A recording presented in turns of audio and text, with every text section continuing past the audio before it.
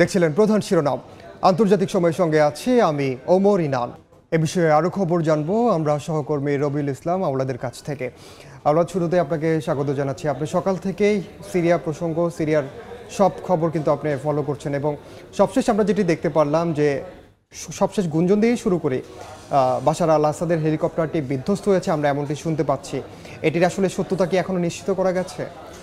ধন্যবাদ ইনান। আসলে এই বিষয়টি এখনও আন্তর্জাতিক গণমাধ্যম কিন্তু সেভাবে নিশ্চিত করতে পারেনি। তবে যেই মুহূর্তে প্রেসিডেন্ট বাশার আল আসাদ তার ব্যক্তিগত বিমান নিয়ে উড্ডয়ন করেছেন এবং সেই উড্ডয়নের যে রাডার ব্যবস্থা থাকে, স্বয়ংক্রিয় রাডার ব্যবস্থা, বিমানের পর্যবেক্ষণ করার জন্য যে ব্যবস্থা থাকে, সেই ব্যবস্থা কিন্তু ছিল না। কিছুক্ষণের মধ্যেই সেটি হাওয়া হয়ে যায়, অর্থাৎ এই বিমানের খোঁজ পাওয়া যাচ্ছে না। এবং সেই মুহূর্তেই আমরা জানি সিরিয়ার হোমসের কাছে একটি বিমানও বিধ্বস্ত হয়েছে, এমন একটি বিভিন্ন গণমাধ্যম থেকে খবর এসেছে, যে কারণে অনেকে আসলে দুয়ে দিয়ে চার মেলানোর চেষ্টা করছে। জি, সব মিলিয়ে এখন যদি আমি বলি যে আমরা দেখলাম যে 2 যুগের বেশি সময় আসাদ সরকার ক্ষমতায় ছিল এবং তার বাবাও কিন্তু এর আগে আপনি জানেন যে 29 বছর দীর্ঘদিন ক্ষমতায় ছিল। হঠাৎ করে 12 দিনের ব্যবধানে, প্রতিবেদনে আমরা যেমনটি দেখলাম যে হঠাৎ করে 12 দিনের ব্যবধানে প্রথমে আলেপ্পোর পর হোম, তারপরে একেবারে দামেস্কের কাছাকাছি এসে তারা একেবারে নিয়ন্ত্রণ নিয়ে নিচ্ছে। এটির পিছনে আসলে কি ধরনের শক্তি কাজ করেছে? ইনান, আপনি জানেন যে এই বিদ্রোহী গোষ্ঠীগুলো যখন সিরিয়ার একের পর এক শহর দখল করলো এবং রাজধানী দামেস্কে চলে আসলো, এটি কিন্তু খুব অল্প সময় এবং মাত্র 12 দিন, এবং এটিকে বিভিন্ন আন্তর্জাতিক সংবাদ মাধ্যম বলছে কুইক মুভমেন্ট, অর্থাৎ দ্রুত পরিবর্তন, চেঞ্জ হচ্ছে পরিস্থিতি। কেউই আন্দাজ করতে পারছে না যে এত দ্রুত এই এত বড় একটি সরকার, অর্থাৎ আমরা জানি যে কিন্তু এই 12 দিন ধরে যে সরকারের যে পতন হলো, ঠিক এই 12 দিন বললে ভুল হবে। আপনি জানেন যে গত প্রায় 15 বছর ধরে সরকার বিরোধী বিক্ষোভ, গৃহযুদ্ধে বিধ্বস্ত যে ভঙ্গুর অবস্থা ছিল সিরিয়ার, সেটি কিন্তু প্রমাণিত হলো এই 12 দিনের এই পরিবর্তনের কারণে। আমরা একটু এই যে সিরিয়ার যে বাশার আল আসাদের পরিবর্তন হলো, সেই পরিবর্তনের কারণে বিশ্বের যে বিভিন্ন যে দেশগুলো রয়েছে, সেই দেশগুলো এবং আরও কী কী আমাদের কাছে আছে, আমরা একটু জেনে নিতে চাই যে সিরিয়ায় 50 বছরের মধ্যে স্বৈর শাসনের কিন্তু অবসান হলো। এবং তিনি, এই যে আমি যেটা আপনাকে আগেই বলেছিলাম যে ব্যক্তিগত বিমানে সিরিয়া থেকে যাওয়ার সময় সেটি পালিয়ে গেছেন আসাদ সেটাতে, এবং বিধ্বস্ত হওয়ার গুঞ্জন রয়েছে। এবং আরও একটি বিষয় আছে যে নতুন যুগের সূচনা, অর্থাৎ যে বিদ্রোহী গোষ্ঠী যারা প্রেসিডেন্ট বাশার আল আসাদকে ক্ষমতাচ্যুত করলেন, তারা বলেছেন যে আমরা প্রতিশোধ পরায়ণ হব না, অর্থাৎ ইনক্লুসিভ, অর্থাৎ সবার যে মত প্রকাশের স্বাধীনতা এবং সবার অবস্থান, সেই অবস্থানটা ধরে রাখার চেষ্টা করছে, যেটি কিন্তু এই ভঙ্গুর যে সিরিয়া, সেই অবস্থানের একটা বড় গুরুত্বপূর্ণ একটি স্টেটমেন্ট। আরেকটি যে মধ্যপ্রাচ্যে জঙ্গিবাদের উত্থানের শঙ্কা করছেন অনেক দেশ, এর মধ্যে সিরিয়ার যে প্রতিবেশী দেশ ইরাক, তারা কিন্তু এই বাশার আল আসাদের পরিবর্তনের কারণে, তার ক্ষমতাচ্যুতের কারণে কিন্তু এই ধরনের শঙ্কা প্রকাশ করেছে। আসলে রবিউল, শুধু তো আসলে ইরাকটা, আরও অনেকগুলো দেশের স্বার্থ কিন্তু এই সিরিয়া ঘিরে আসলে জড়িত। আমি যদি একেবারে নির্দিষ্ট করে বলি, রাশিয়াকে আমরা দেখেছি 2016 সালে কীভাবে তারা সিরিয়াকে সমর্থন দিয়েছে। তারপর আবার একইভাবে ইরান তাদের হিজবুল্লাহ গোষ্ঠীর মাধ্যমে বিভিন্নভাবে কিন্তু আসাদ সরকারকে তারা সব ধরনের সহযোগিতা দিয়েছে। ইরান এবং রাশিয়া বরাবরই আসাদ সরকারকে নানাভাবে সমর্থন দিয়ে আসছে, এবং এক্ষেত্রে কিন্তু এই যে হঠাৎ যে পরিবর্তন হলো, এই হঠাৎ পরিবর্তনের কিন্তু নানা রকম মেরুকরণ খোঁজা হচ্ছে। শুধুমাত্র আসলে ইরান আর রাশিয়ার কথাও যদি আমরা বাদ দিই, এছাড়া আবার যুক্তরাষ্ট্র, আপনি জানেন যে তাদের অনেকগুলো বিষয় স্বার্থ জড়িত রয়েছে। যে ট্রাম্প বলেছেন বিশ্বের যে মোড়ল যে দেশগুলো রয়েছে, অর্থাৎ পরাশক্তি যে দেশগুলো রয়েছে, তাদের কিন্তু একটা ক্ষেত্র পরিণত হয়েছিল এবং একটি বড় ধরনের কিন্তু একটা পরিবর্তন বিশ্বজুড়ে আসছে। এই মুহূর্তে সিরিয়ার যে আসাদ সরকারের পতন হলো, এরপরে আসলে বিশ্বের যে বিভিন্ন দেশগুলো আছে, আমরা তুরস্কে দেখেছি যে বিক্ষোভ করতে দেখেছি, এবং আফগানিস্তানের তালেবান সরকার কিন্তু আবার এটিকে স্বাগত জানিয়েছে। এই যে বিষয়গুলো, অন্যান্য দেশগুলো আসলে কি বলছে? আসলে পশ্চিমা দেশগুলো এখনো দ্বিধাদ্বন্দ্বিত রয়েছে। তারা বাশার আল আসাদের বিপক্ষে ছিল, তারা বাশার আল আসাদকে স্বৈরশাসক হিসেবে আখ্যায়িত করেছে, দীর্ঘদিন ধরে তারাও তাকে নানাভাবে চেষ্টা করেছে। কিন্তু যেভাবে তাকে সরানো হয়েছে, সেটি নিয়ে তারা আসলে খুবই স্পর্শকাতর বিষয় মনে করছে। এই মুহূর্তে তারা হুট করে তাৎক্ষণিকভাবে কোনো প্রতিক্রিয়া জানাচ্ছে না। আমরা একটু, আমাদের কাছে এই ধরনের একটি প্রতিবেদন রয়েছে। দর্শক, এই বিভিন্ন দেশের যে প্রতিক্রিয়া রয়েছে, সেই প্রতিক্রিয়া নিয়ে আমাদের একটি প্রতিবেদন রয়েছে, আমরা দেখে আসবো। সিরিয়ার টালমাটাল রাজনৈতিক পরিস্থিতি নিয়ে উদ্বিগ্ন কেউ কেউ। এর আগেও জঙ্গিবাদের চরম মূল্য দিয়েছে ইরাক, এমনটাই জানায় দেশটির রাষ্ট্রীয় কর্মকর্তারা। সিরিয়ায় জঙ্গিবাদ ছড়িয়ে পড়লে আবারও ইরাক বিপদে পড়বে বলেও শঙ্কা প্রকাশ করেন তারা। ইরাক ইসলামিক রেজিস্ট্যান্স গোষ্ঠীর প্রতিক্রিয়ার অপেক্ষায় আছে বলেও মন্তব্য করেন কর্মকর্তারা। কাকুলি আখতার, সময় সংবাদ। ইরান, আমরা যে রিপোর্টটি দেখলাম, রবিউল, আমরা যদি একটু মোটা দাগে একটু যদি বিশ্লেষণ করি, যদি হঠাৎ করেই খেয়াল করবেন যে এতদিন কিন্তু সিরিয়ার ইস্যুটা ধামাচাপা পড়েছিল, কিন্তু হঠাৎ করে গত 27 নভেম্বর আমরা দেখলাম যে আমরা কিন্তু এই নামটি আসলে শুনিনি। একেবারে সত্যি কথা যেটি যে হায়াত তাহরির আল শাম, আমরা হঠাৎ করে এই নামটি শুনেছি। এই হায়াত তাহরির আল শামস কিন্তু খুবই একটা কৌশলগত একটি নাম। এর আগে কিন্তু তাদের আল নুসরা ফ্রন্ট নামে যখন গৃহযুদ্ধ শুরু হয়, সেই গৃহযুদ্ধের সময় কিন্তু তাদের মূল নাম ছিল আল নুসরা ফ্রন্ট, এবং তারা কিন্তু ওই সময় যখন গৃহযুদ্ধটা খুব জটিল আকার ধারণ করে, তীব্র আকার ধারণ করে, তারা কিন্তু ব্যাপক প্রতিরোধ গড়ে তুলেছিল।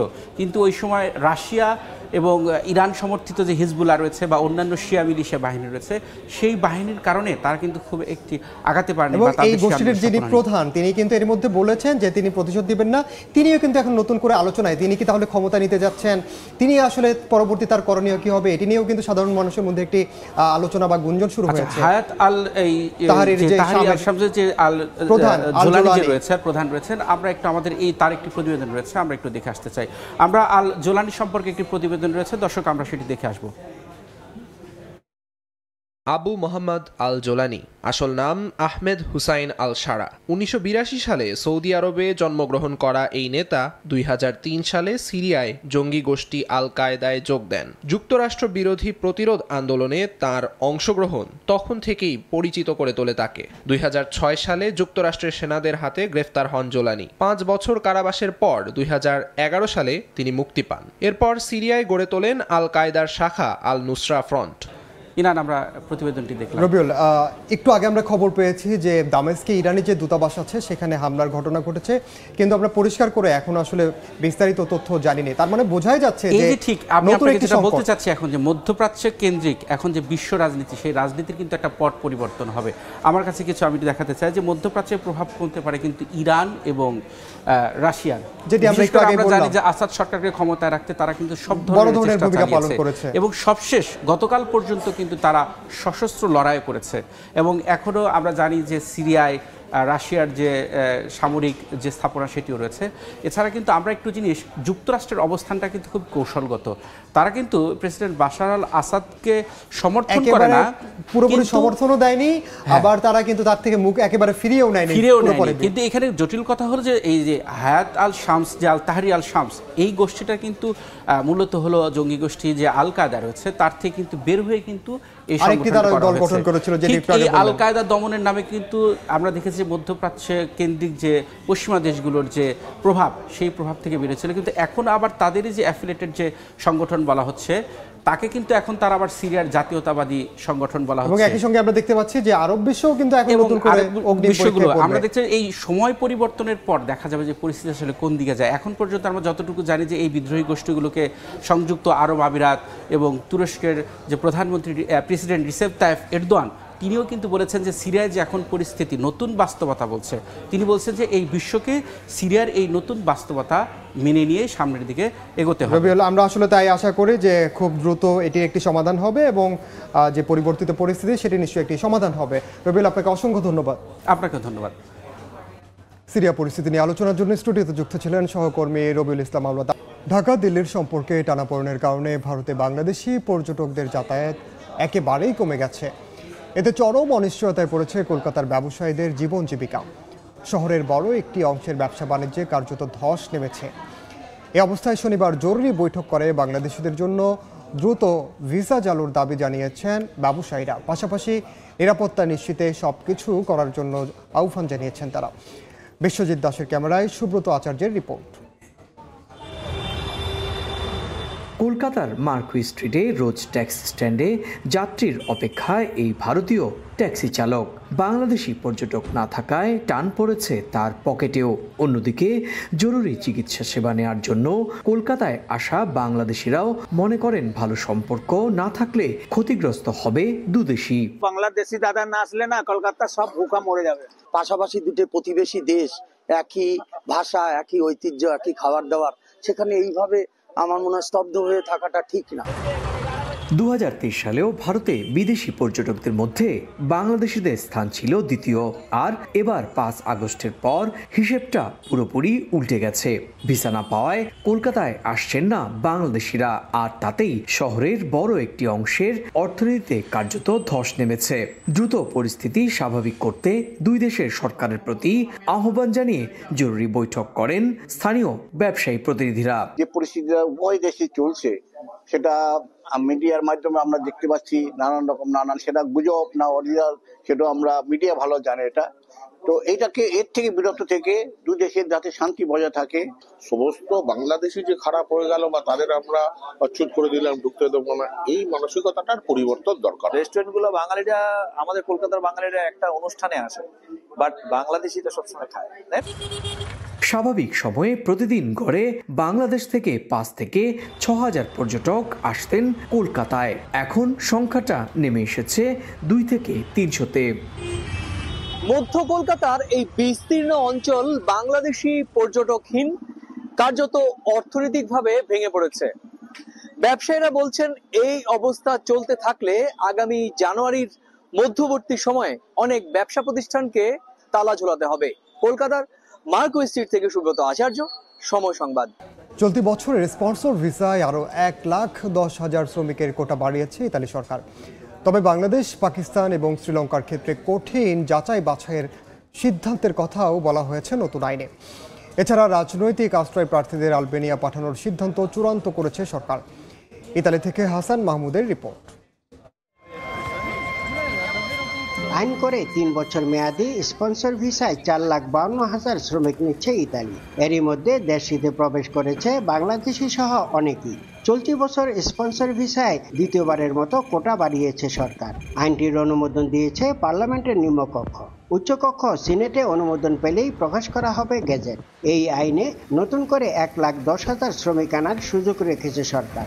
এর মধ্যে 47,000 কৃষিকাজে এবং বাকিরা আসবেন পর্যটন ও হোটেল ব্যবসা খাতে। তবে বাংলাদেশ সহ 3 দেশের নাগরিকদের ইতালিতে আসার ক্ষেত্রে কড়াকড়ি আরোপ করা হয়েছে। এছাড়া অবৈধ এবং রাজনৈতিক আশ্রয় প্রার্থীদের আলবেনিয়ায় পাঠানোর সিদ্ধান্ত আইন আকারে অনুমোদন করেছে সরকার। তাই বাংলাদেশিদের সতর্ক থাকার পরামর্শ দিয়েছেন ইমিগ্রেশন বিশেষজ্ঞরা। বাংলাদেশিদের আবেদনের ক্ষেত্রে সরকার সর্বোচ্চ কন্ট্রোল করে, কারণ বিভিন্ন ধরনের ডিজিটাল প্রতারণা হচ্ছে, বিশেষ করে মালিকের অজান্তে বিভিন্ন অ্যাপ্লিকেশন করা হয়। এবার কিন্তু এই বিষয়গুলো আরো কঠিনভাবে পরীক্ষা নিরীক্ষা করা হবে। সো আপনারা যারা আবেদন করবেন অবশ্যই মালিকের সাথে যোগাযোগ করে তার কনসেন্স, তার অনুমতি সাপেক্ষে যেন আবেদন করা হয়। এই বছর যারা স্পন্সর ভিসার জন্য আবেদন করবেন তারা আপনজন ছাড়া টাকা লেনদেন করবেন না এবং দালালের খপ্পর থেকে বিরত থাকবেন।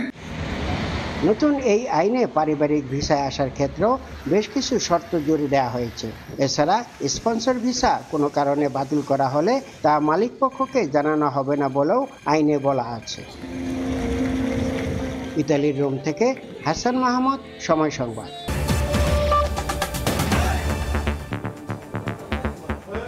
এই ছিল আন্তর্জাতিক সময়ের সঙ্গে থাকুন সময়ের।